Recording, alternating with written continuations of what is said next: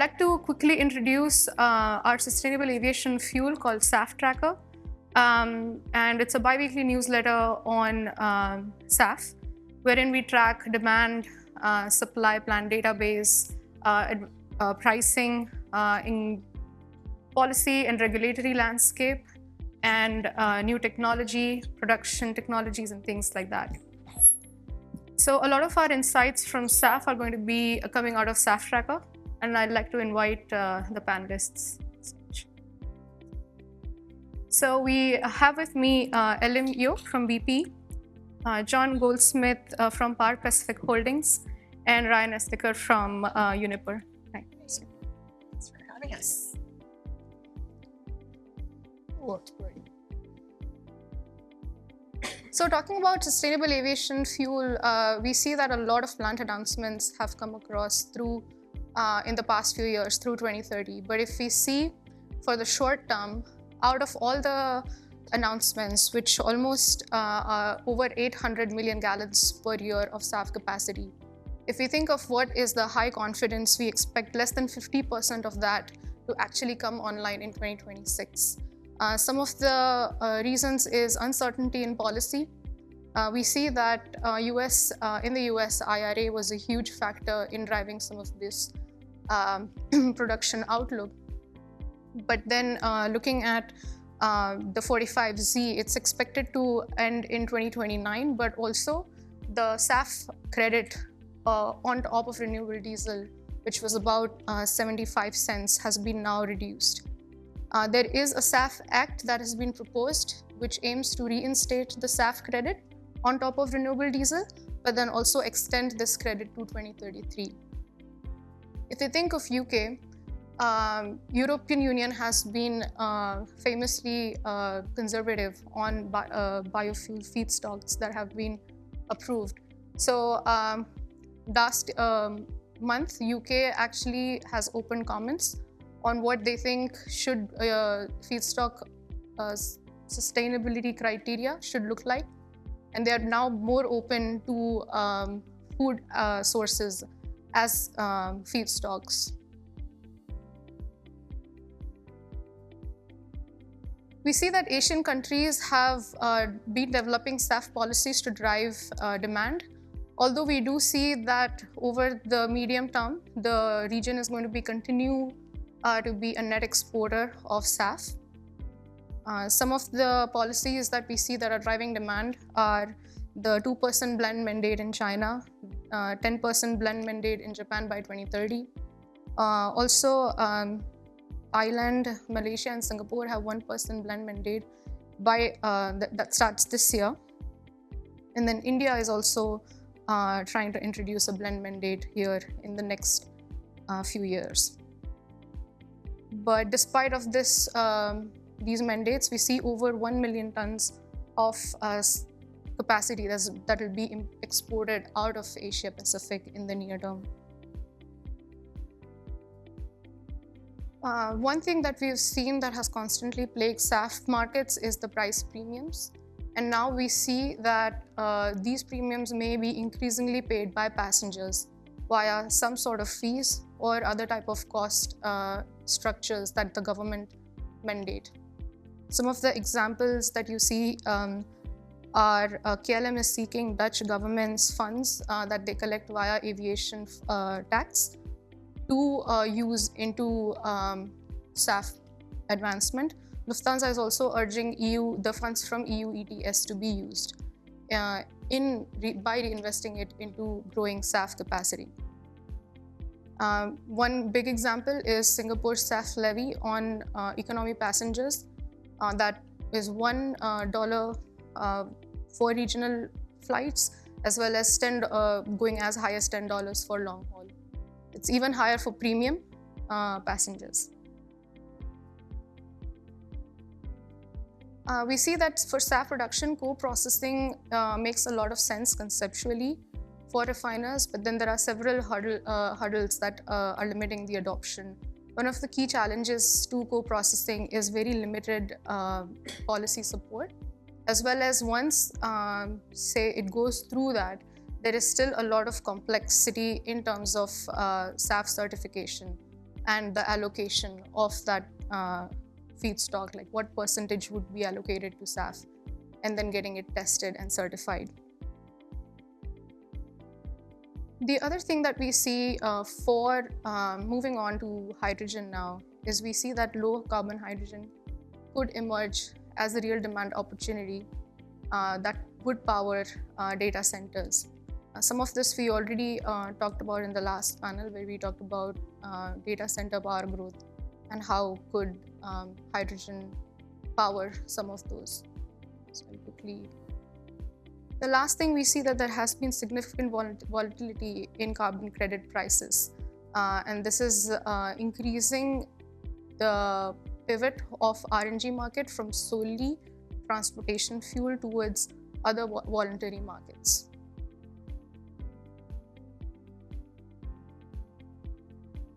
This is the multi-client study that I had mentioned. But moving on to the panel, this is very interesting panel, especially because it's unique in the sense that we have people who are representing different regions of operations. So can we quickly start with an overview of yourselves and then some background of like how is the environment that you are operating in different from, say, the other panelists? Sure, should I kick off? Yeah. Nice to be here, and thank you so much for the invite, Uday. BP is investing in almost every vertical that you just mentioned: biogas, hydrogen, CCUS, traditional HEFA, emerging technology, 2G ethanol. Right, so for folks who may not be aware, we have 11 mills in the sugarcane ethanol vertical in Brazil. We have a 25 megawatt hydrogen project, the biggest in Castellón, Spain. We have about 4 to 5 refineries that are currently co-processing worldwide. And we have a portco of, minority equity investments in the crush value chain as well. I'm on the board for High Plains Processing out in South Dakota. So we just announced a 50-50 JV called Atlas with Corteva. There'll be more strategic alliances in the novel feedstock space that we'll share in the next 12 months. My role is really to build a biofuels platform.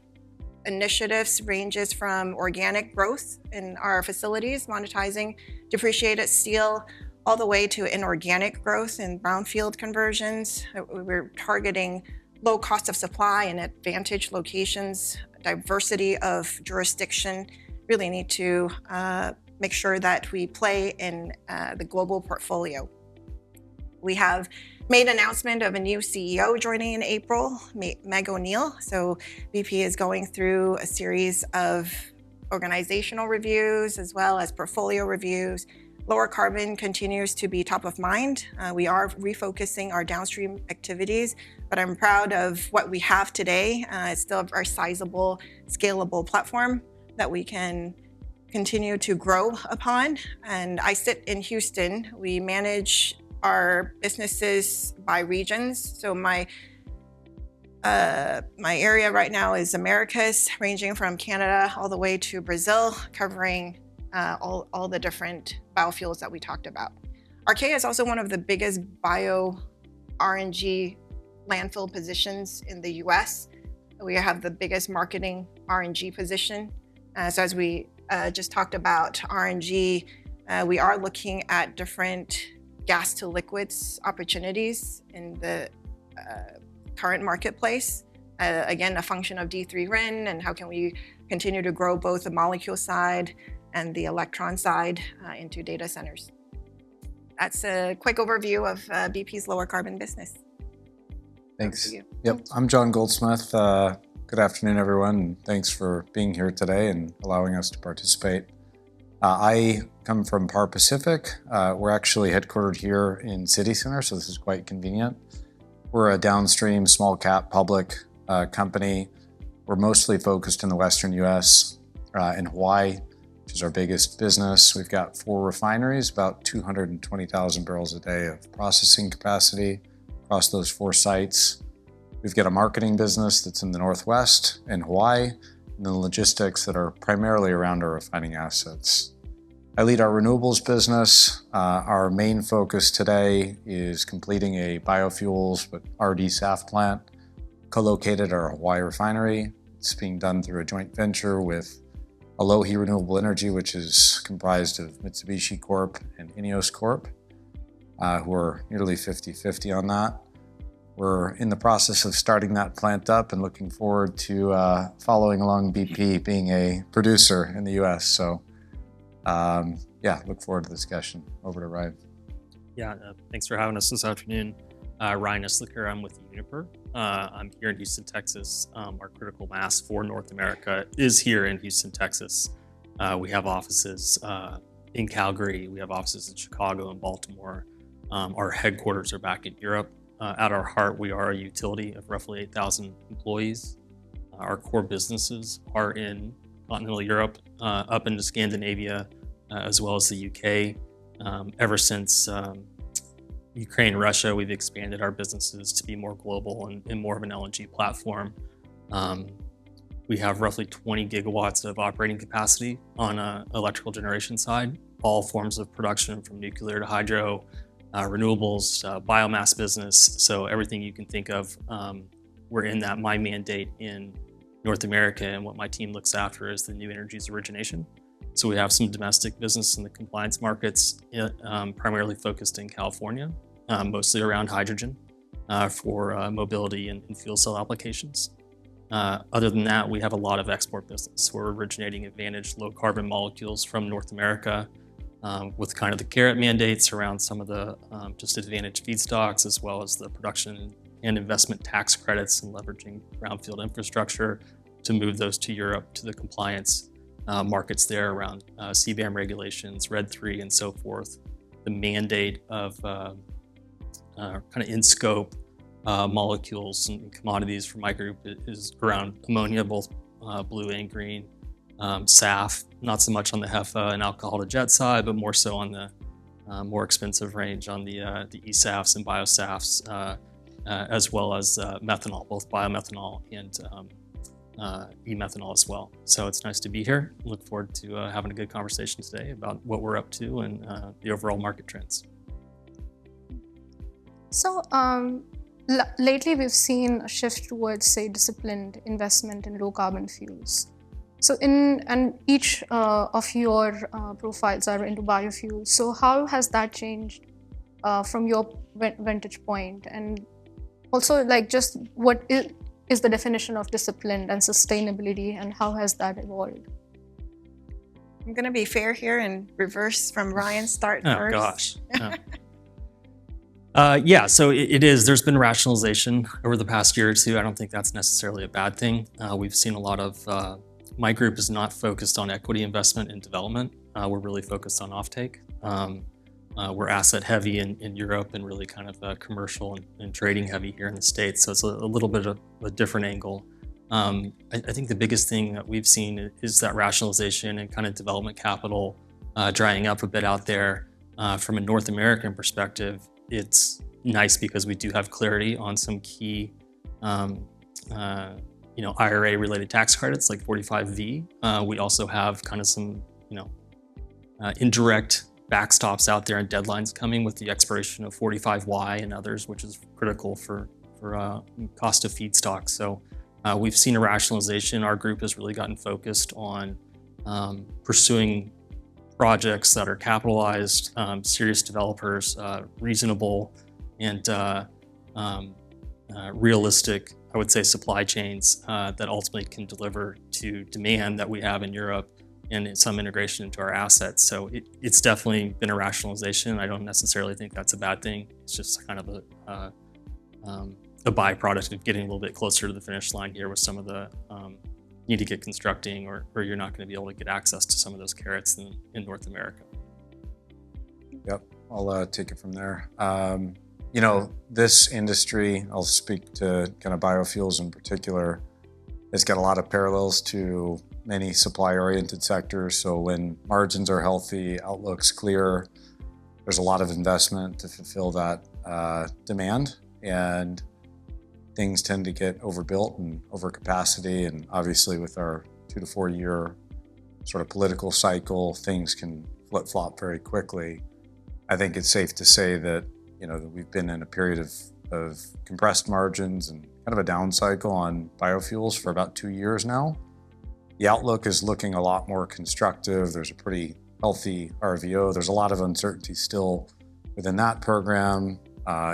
Each day, I'm sure a lot of you follow Twitter and look for the latest information that's coming out. But it's a lot to look for. And I'd say, sort of mid to longer term, things are looking pretty attractive. Margins have upticked a lot recently.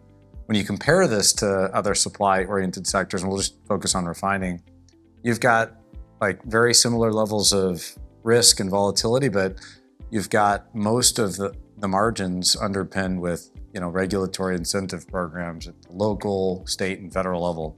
So it makes it that much more challenging. It's quite a difficult business. And I'd say there's not a lot of large scale, like mega project investment across the industry right now. There's probably another wave of rationalization that will occur over the next year. Some consolidation I would expect as well. And so I think whether you're a small company, small cap company, or the majors, people are focused on, we'll just say sustainability. And so whether that's durable revenues, investments that can return on a short-term basis, that leads you back towards sort of energy efficiency, some of the lower hanging fruit, and less towards, the big home run type projects where you're bringing on 50,000 barrels of renewable diesel capacity through a multi-billion-dollar conversion. So you've seen BP and Shell kind of walk back some of the larger investments, focus on some more core things and co-located facilities. But I think we'll continue to see that, at least under this administration. Kind of talk a little bit later about kind of the RFS in general. And so, yeah, over to you. Yeah, continuing the trend here, right? The tariffs and subsidies create opportunities, but it's also very vulnerable to national politicization. The BP portfolio has gone through significant reprogramming.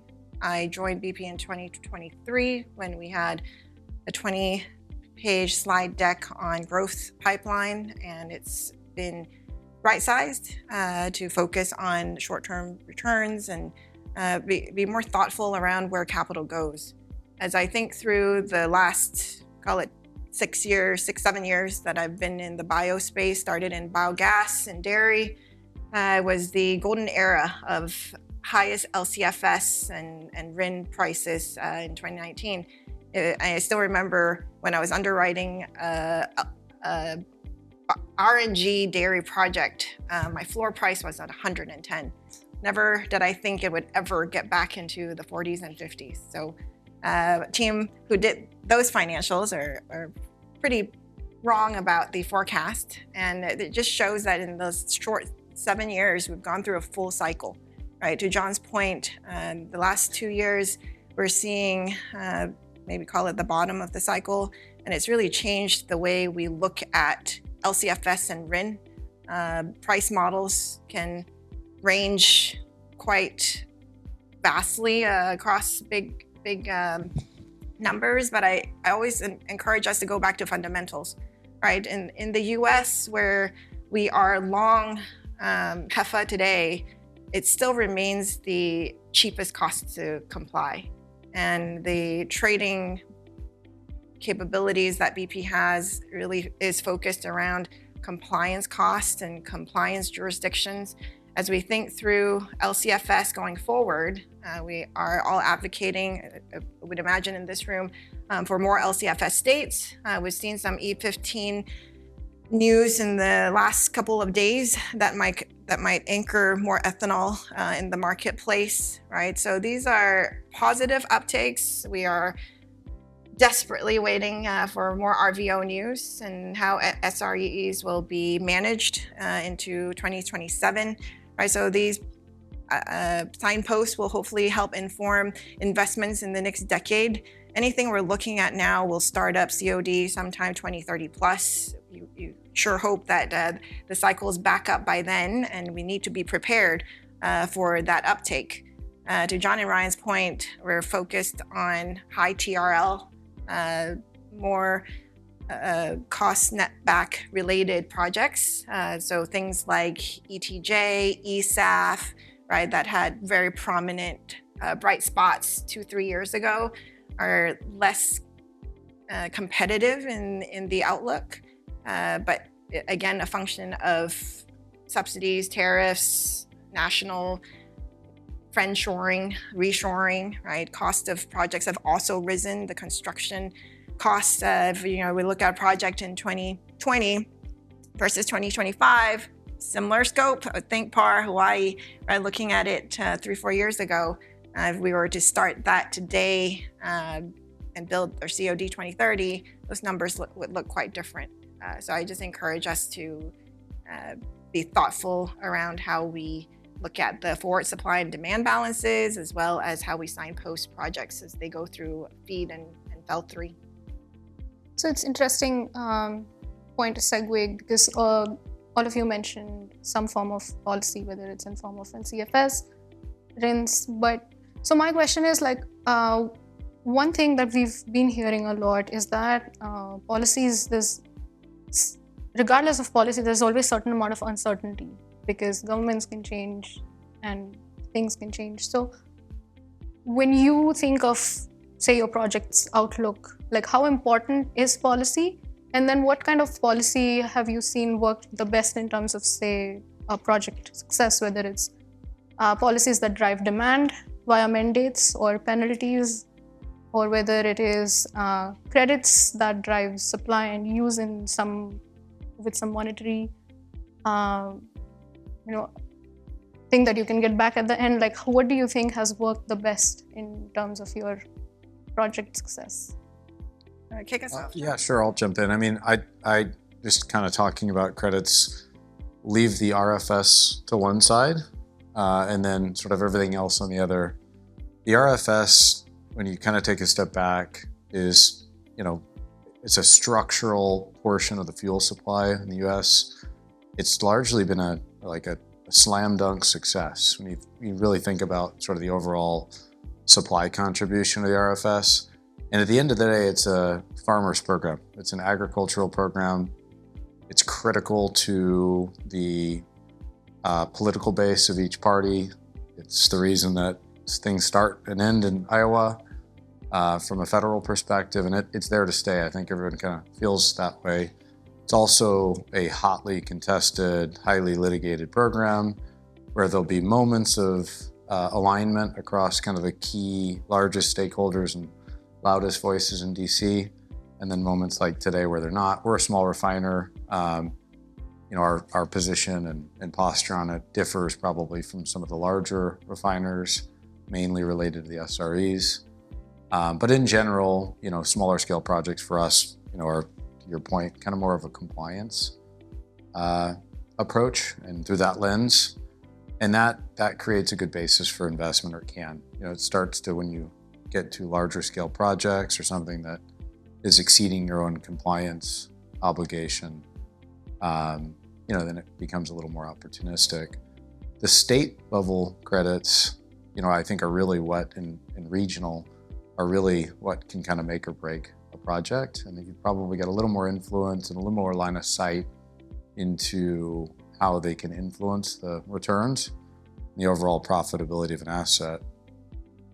For us, and just kind of speaking on Hawaii, there's a lot of legislative initiatives underway, not least of which an LCFS program. We also routinely, basically our commercial footprint is back and forth with a West Coast facility we have in Washington, so we got exposure to those markets. And when you're focused on supplying the markets that you routinely serve, and at volumes that are manageable and can kind of fit within the overall supply-demand picture, it becomes a little easier to get your arms around a new investment or an optimization, and just how that will play out. I think when you look at, again, leaving aside sort of the federal RFS policy, state policy, can't leave out the trade and 45Z, which are critical components and that have some indirect relationships to both of those federal and state programs or basis of programs. it's pretty difficult to get your arms around all that. And so I think, again, I'll get back to my original point, the margins that you and the returns that you ought to require in this business, given the volatility, given sort of the structural aspects of needing these incentives and being reliant on, just causes that threshold to really, just objectively be higher.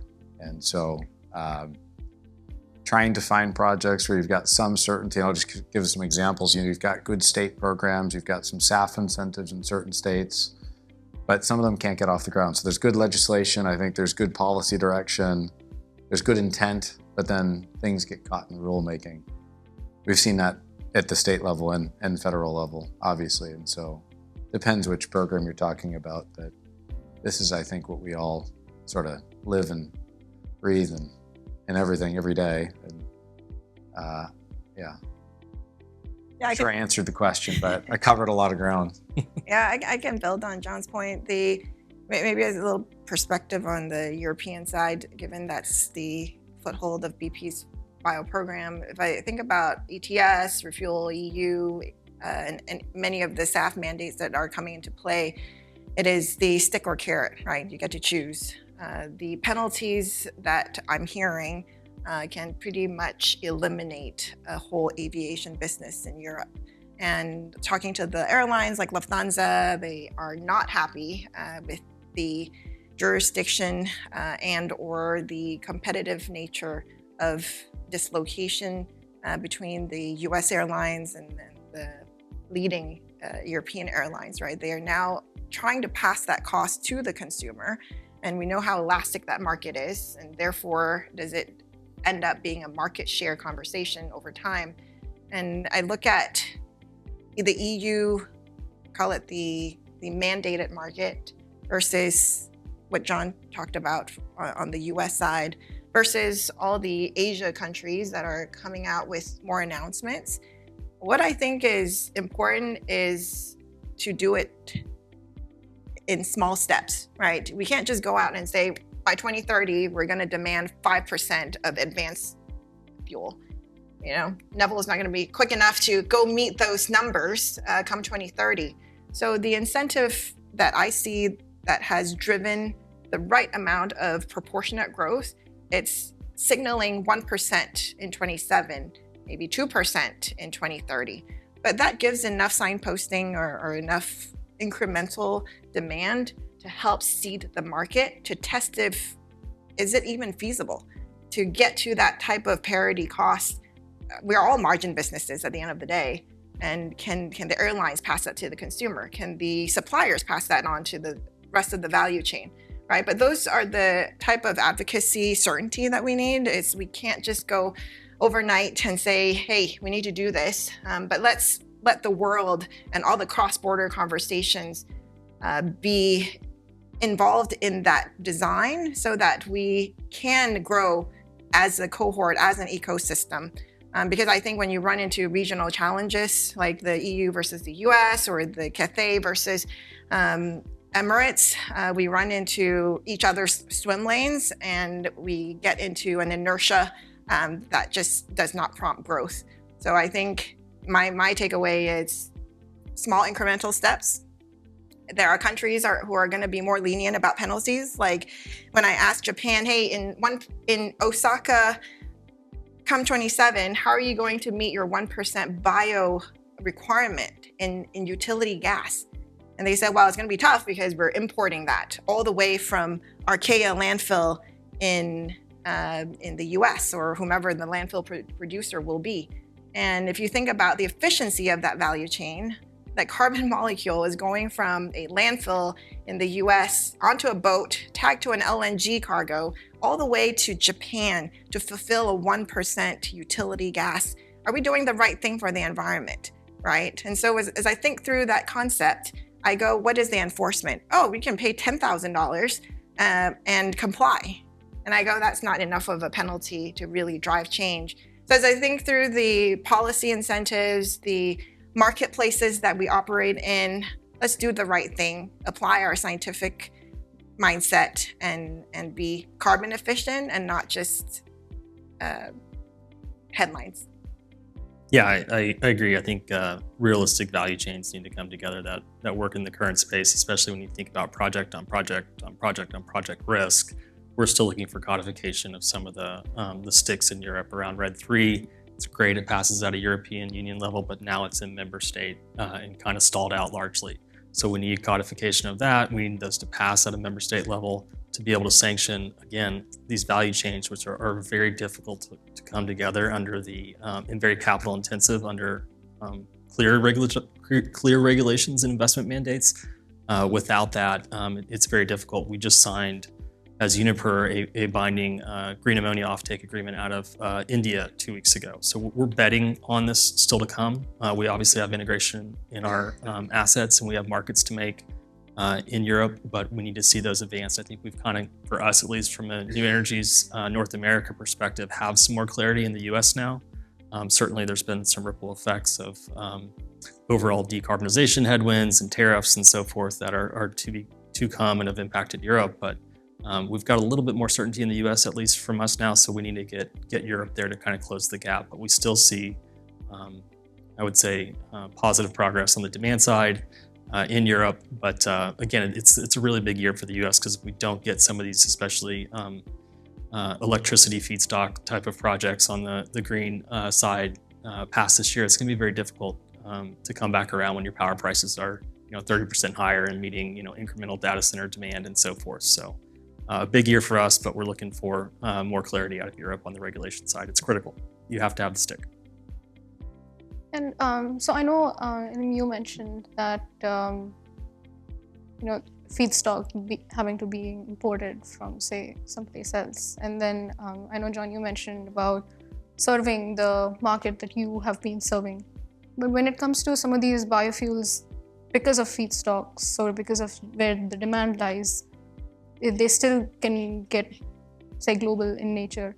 So how do you see the EU's the border adjustment mechanism impacting some of these markets, the CBAM? CBAM actually doesn't cover fuels.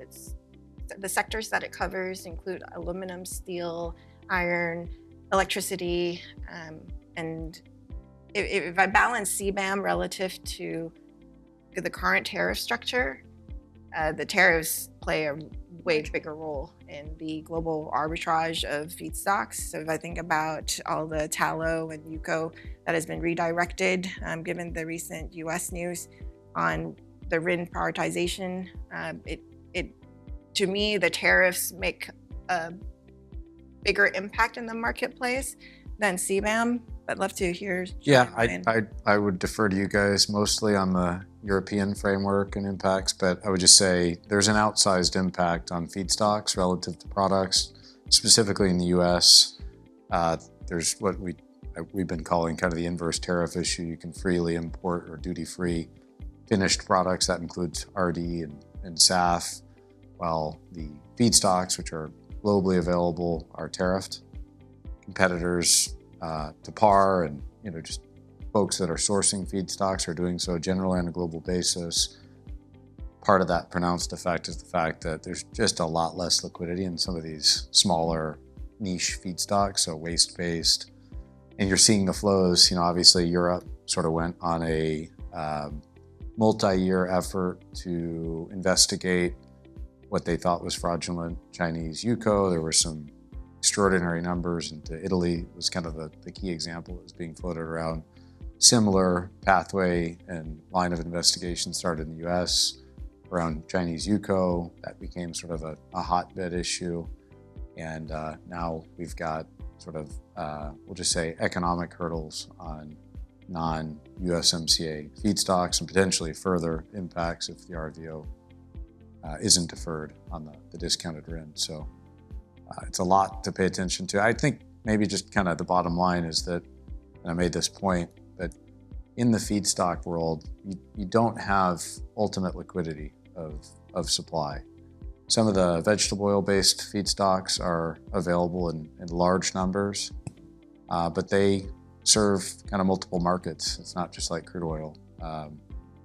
And so there's a lot of push-pull and tugging, and it's very difficult to distill all of the different trade initiatives, policies, trade wars, balance that against sort of food supply and cost of basic ag products. It's a complicated landscape. Yeah, maybe before we go to Ryan. Yeah, so CBM's kind of through my selfish eyes an opportunity for some, especially some of our blue ammonia.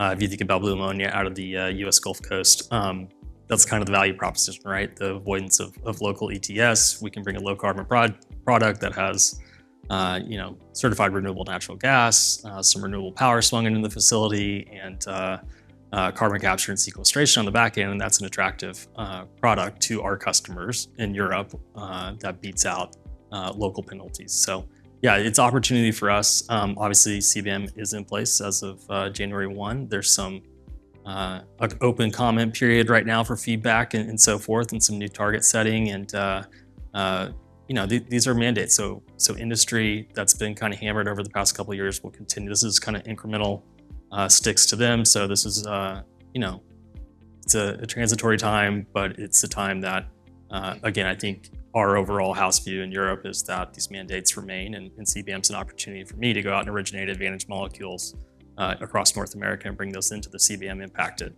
European market. So we already did touch upon feedstocks issue a little bit, but in your experience, how have you been addressing the feedstocks issue? I know BP has looked at making some investments further up the value chain as well. Yeah, I'm happy to talk about the recent 50-50 joint venture with Corteva. Corteva is one of the biggest seed and science leaders in the world. And if we think about all of our food, the seeds come from Bayer or Corteva. And we think that as the value chain grows, the margin will shift towards where the constraints are. It's like most other businesses. And we think there's going to be the conversion, like the PAR and many of the brownfield conversions in refining. So then where is that biggest constraint, right? And it's going to be the feedstocks. If we think about equivalent to crude, right? The canolas and the soys and the novel feedstocks are all going to have to grow fairly quickly to fill the gap. If we think about the cost curves or the compliance curves in LCFS states, right? If that slope continues to be in that same trajectory, we anticipate the feedstocks premium to be quite a significant percentage of the premium. And therefore, our alliance with Corteva is to signal the ecosystem growth, right? If you don't incentivize the farmers who will need a bit of incentives to convert their acreage, you're not likely to see many Carinata, Camelina, all the different novel feedstocks or intercrop stocks grow in the US or in the world. And so this is a global alliance for us to signal industry growth, as well as giving our farmers confidence that this is a future. But all that is underpinned by Annex 9A in Europe, right? So go back to demand centers and what informs that push-pull effect that was mentioned. We need to make sure that policy stays, at least to a span that can underwrite the type of financial investment that we're putting in. So that would be my answer for feedstocks. Yeah, happy to take this one, kind of some parallels between a lot of our, as a power and gas company, in the expertise we have on the front end there, no different than kind of, hey, let's go out and find a good ag partner that, and even kind of the food versus fuel and fuel versus, industry and just heat and electricity in the consumer world. We've had a lot of folks that have kind of greenfield developers that lack commercial capabilities on the front end, where you can go out and procure, let's say, 50% of your plant capacity to be able to run on wind and solar throughout the day. But how do you guys kind of go out and optimize those substitution electrons? Like thinking back to my refining days where you had base barrels and substitution barrels. That's really where you go out and drive value add as far as when it makes sense to produce that barrel of eSAF or e-methanol, when it makes sense to sell all that power back into the market. So that commercial piece up front is very valuable for us. Had a lot of partnerships there. you could view it as kind of a synthetic toll in some ways in some of these facilities, or just being a power manager or gas manager. So I think similar parallels there, and similar kind of fight for the electron like there is for the the soybean oil or the crush or whatever it may be. So. Yeah, I'm going to go back to kind of an earlier point. We've been in this sustained period of compressed margins. Feedstock prices have been quite low for a couple of years now, relative to sort of late 2023 levels. And I think, in the circa 2023, folks were really focused on vertically integrating and doing things, all the way up to seed genomes and investing along the value chain to secure feedstock supply. And again, when you go through this period of distress within the industry, I think people quickly forget, kind of get complacent around availability of supply. And this is beyond just kind of your conventional vegetable oils. This is more waste-based, which absolutely have some limits to them, right? They're kind of population-based. There's a lot of logistics infrastructure challenges. And so I think we're seeing sort of a shift back there as the outlook is improving.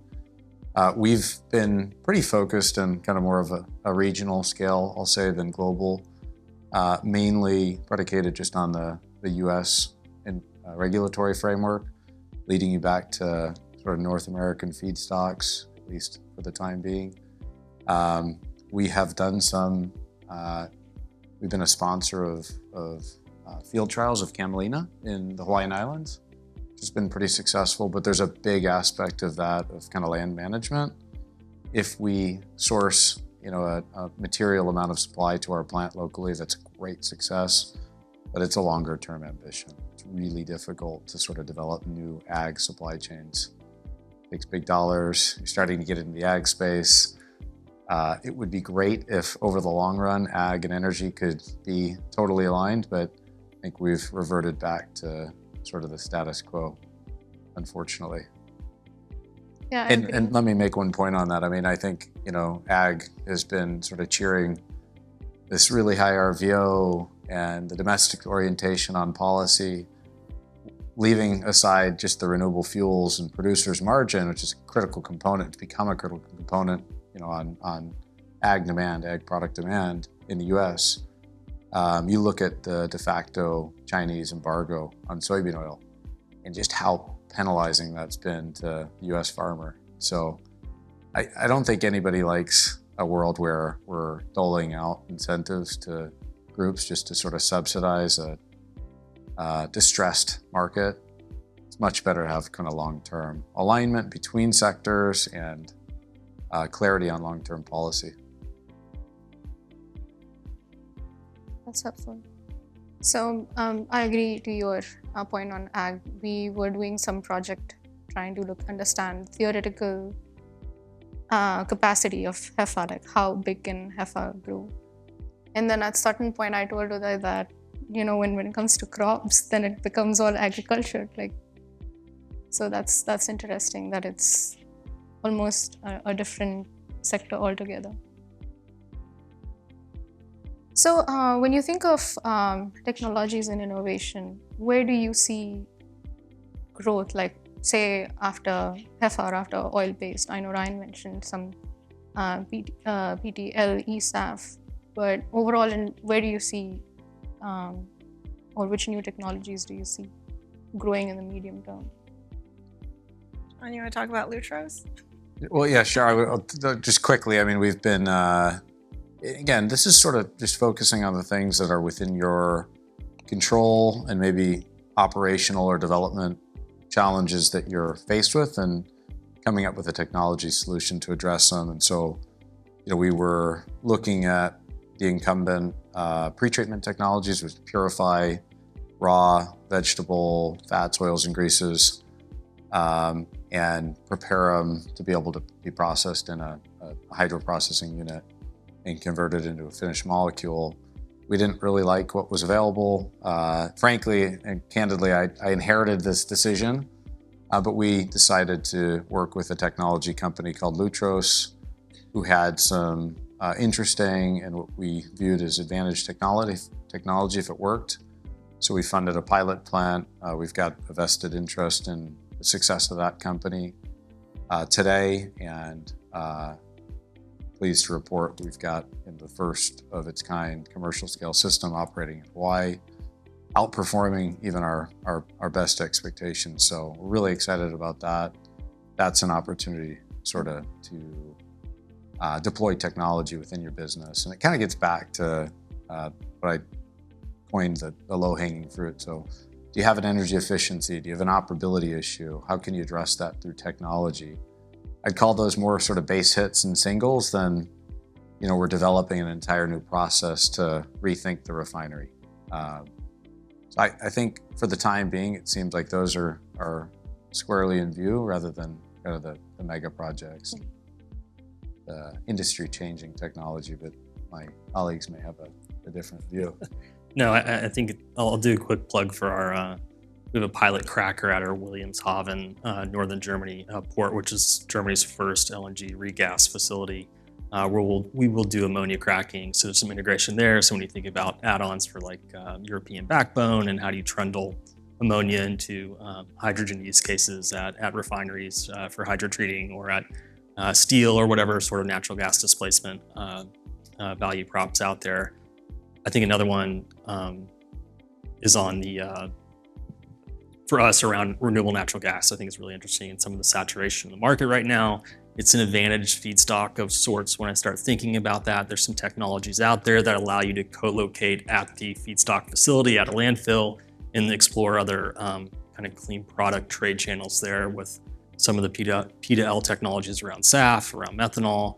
So you can take advantage of this large development cycle that's a little stalled out right now on the landfill side, and find an advantage feedstock to be able to capture some of the premium markets, because ultimately reduce having to go out and find biogenic CO2 and power usage, so it creates a more cost parity molecule. So I think some of those companies and technologies that are searching around different ways to use RNG is pretty interesting. Yeah, I'm seeing similar gas to liquid pioneering concepts. We have a study in Europe right now on how to push syngas into SAF, and I'd say it's pretty early concept stage, but it serves the purpose of monitoring those emerging technologies that may be breakthrough, right? And in the future, where there's a crop-based cap in Europe, the advanced waste residues and any waste-based components are likely to be in the lens for feedstock's growth. So we do have a team of highly capable bioscience degree PhDs sitting in San Diego. It's an office that we look at the intersection of bio and energy. It's fascinating how microbiology is playing a role in both subsurface space as well as converting methane in a lagoon, right? And how it can alter the digestion in a cow to maximize methane conversion, right? So it really ranges in a variety of spaces. And so I'm really excited to see how we can bring down the cost of supply through technology innovation. It was interesting. Thank you. And I'd say one of the things that we always see as the price point on the gasification projects, and biomass is always incredibly attractive, right? It's just, again, we monitor the gasification kits that are out there, and if you can find I don't think it's the gasification kit that is the problem itself. It's oftentimes the feedstock and not having a uniform slate of feedstock like a refinery has, right? So if you can find a gasifier that takes a wide array of biomass and you can get to that same gas point reliably with high utilization rates, that's a big opportunity, obviously, where you shift the biomass from incineration power gen into kind of these clean product trade channels, because the price point is so attractive, because you're getting tipping fees to take the biomass and whatever it may be, and you can concentrate around southern yellow pine in Louisiana, and you have export facilities and carbon capture. All the kind of ingredients are there. We just need to see these things scale up a bit more. We're almost at time. I'll open this up for questions.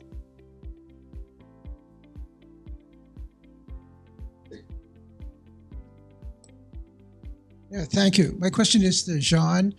It's about renewable propane. Right now, including I think PAR, most of the HVO plants are recycling internally for good reasons. It's a tough business. My question is, what has to change in the future before bio-HVO refineries are interested in marketing propane rather than internally recycling it? Yeah, that's a good question. So to your point, we are planning to recycle the majority of that. We'll actually produce a fair bit of hydrogen from that LPG and incorporate kind of the rest into fuel gas. Sometimes, depending on our production profile, we'll send some down for retail. And so I think, a lot of the RD SAF producers are thinking about managing LPG. I think the big thing is there's just not an incentive structure today, it really comes down to the RIN, really comes down to the RFS. And so, and that's, Hawaii is kind of a really good example of this, because we've got a lot of typical road-based fuels so diesel-based fuels, power generation from liquid-based fuels in Hawaii is extensive. We're a key supplier there, and so developing a RIN pathway into heat-based applications, power-based applications, other pathways that don't exist today is a arduous process. And so I think that's the number one lever that could kind of open up those markets, at least in the US. Hi. Questions for Elim. First of all, very impressive slate of projects in the biofuel space, and I wish you many success ahead. When you mentioned in your introduction, you mentioned there's co-processing going on in your existing refinery. Can you elaborate a bit more on what kind of challenges and successes you have seen? And then specifically around what kind of acceptance have you seen in the existing infrastructure when you co-process? Yeah, thank you for the question. We are co-processing, I say 4 or 5 because they're going to be organic growth. And to address your first question around challenges, it's very infrastructure, logistics challenged. I'd say bringing in the bean oil or the tallow or the white grease, right? It's from all over the world.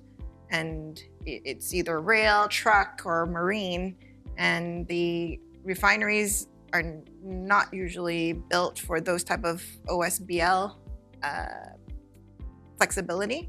So having to expand rail or add truck loading and or make sure you have the right barge access, it's likely one of the leading challenges. The second one is FFA. FFA is a big component for PTUs, and some PTUs are designed just to strip FFA, amongst many other things that John can add to. So the quality of rateable feedstocks, another challenge. If we can get the exact spec of feed day in, day out, we would be processing a lot more, right? To Ryan's point. So that would be the key co-processing challenges from a rate perspective. Going forward, how do you add more capabilities? I like co-processing because you can flex in, flex out, right? When the fossil margin's there versus bio margin, easy swap in. And it's nice to have that lever to pull when the market's there. So when we think about expansion, do we need to expand the reactor size? Do we need to bring in different type of catalysts? Can you put isom catalysts behind your current hydrotreating or /cracking catalysts, right? Isom in sour service is not as good as isom in sweet service, right? So there's a yield component associated with it. Folks who've been in refineries understand those complexities, but for folks who've never been inside a refiner, this is probably a different language. So I go back to each refinery, good or bad, is designed so uniquely that it's hard to apply a program approach. Many refiners have tried to functionalize projects and operations, but having actually grew up in Hawaii refinery, one of the biggest optimization initiative was working with my head operator, walking the lines, and we were able to bring in a $50 million optimization project through walking the lines, right? A novel idea that has been talked about for 10 years. No one was able to crack the whip. They keep thinking, I need to build a tank and it's $50 million. No one's willing to put $50 million into a Hawaii refinery because of working capital.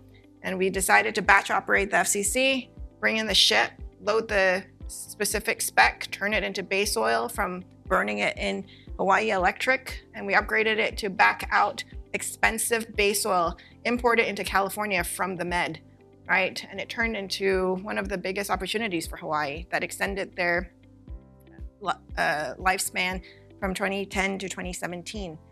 So I look back at that opportunity fondly, and I bring it up because the co-processing challenges are so different from site to site. Even though we have 4 to 5, I think the secret sauce is really in the capability of the refinery technical teams and operations teams to do the most we can with the least amount of capital. And I know almost every refinery today is constrained on next turnaround, maintenance capital, compliance capital. So commercial growth is so low on the list, right? And that's where co-processing sits. Thanks for the question. There we go. I think I got it on finally. I think I heard several of you mention the certified renewable natural gas. And one of the items that was talked about a few years back, and I want to ask if it finally got implemented, was the material balance approach. I think somebody mentioned that, hey, you can't take it and move it and ship it and this and that, but material balance approach, if renewable natural gas went in the line and somewhere else tied to the line, it went in the ship, you don't have to worry about which one went where. So did they ever implement the mass balance approach? And we talked about it, and then I just left the industry, and I haven't paid attention to that part. Yeah, think about California on the hydrogen side. If we look to green up some of our hydrogen out there, we'll take environmental attributes from a dairy producer in Minnesota that has a pathway to California. So you can apply those environmental attributes through book and claim, and all of a sudden you green up your steam methane reform hydrogen to green hydrogen, which is essentially all the green or low carbon hydrogen in California current state. We look at a lot of this on our LNG exports, ways to kind of slipstream in some of the book and claim RNG, whether that's to Asia, whether that's to Europe. Same thing on e-methane. Obviously, we're talking about very expensive, heavy capex, heavy costs on the back end that aren't at parity of Henry Hub natural gas. So it's small amounts. It's something that we're looking at, and we have a team looking at that actually in Europe on how we kind of hop on those existing trade channels for book and claim lower carbon natural gas molecules in our LNG exports. Yeah, specific to CNG, in order to scale CNG in transportation, you need mass balancing, because trucking CNG from a dairy farm to a demand hub, call it Port of LA, right? Long ways to just port truckfuls, right? And you probably need 1,800 trucks a day just to supply the Port of LA. And imagine the traffic that we are adding on to Highway 45, right? So from a sensibility perspective, mass balance, put in the grid, you can justify flow direction. I can pull it off the local gas network and call it a day, right? But without those type of system designs, it's almost impossible to structurally adopt CNG fleets. And that continues to be the challenge, is bringing the fleet to burn the gas. If I'm a CNG or if I'm a diesel fleet owner, my conversion cost is extremely high. So if you want to charge more for logistics to deliver CNG, that's just going to increase the barrier to entry. So I do think that the success of clean energy on the West Coast, beyond 6 and across the nation, have really been on the basis of mass balancing. Yep. To your question. Yeah, I think the average distance from a retail rack or a wholesale rack to a retail site is 35, 40 miles. And when you think about California decarbonization, this is a value chain that is trucking, liquefaction off a steam methane reformer in Kentucky or Texas, thousands of miles to California. So again, the cost of switching is going to be on CapEx, where the state can subsidize. But if you're bearing it on CapEx and 5x your OpEx, you're just underwater. So book and claim and other mechanisms and are kind of the path of least resistance until that infrastructure or technology breakthrough come to fruition.